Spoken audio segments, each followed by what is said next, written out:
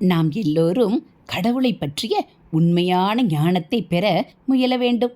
ஞானம் என்பது என்ன? பரம்பொருளாகிய கடவுள் மட்டுமே உண்மை, மற்றதெல்லாம் மாயை என்பதை தவிர வேறு எதுவுமே இல்லை என்பதுதான். பரம்பொருள் என்னும் ஒன்றுதான் உலகத்தில் உள்ள அத்தனை பொருளுமாக இருக்கிறது. எல்லா பொருட்களையும் கடவுளாகவே பார்க்க வேண்டும்.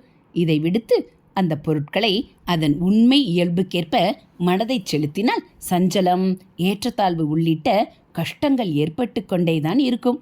திண்ணையில் உட்கார்ந்திருப்பவன் கீழே விழுந்தால் சிராய்த்து கொள்வதோடோ அல்லது சுளுக்கு ஏற்படுவதோடோ போய்விடும்.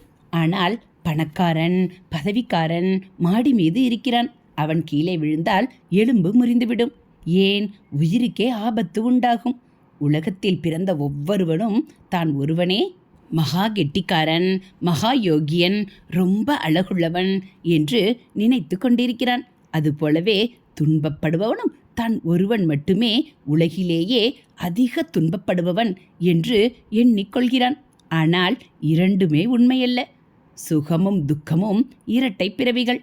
சுகம் இருக்கும் இடத்தில் துன்பமும் இருக்கும். இன்பமும் துன்பமும் ஒன்றை விட்டு ஒன்று விலகுவதில்லை.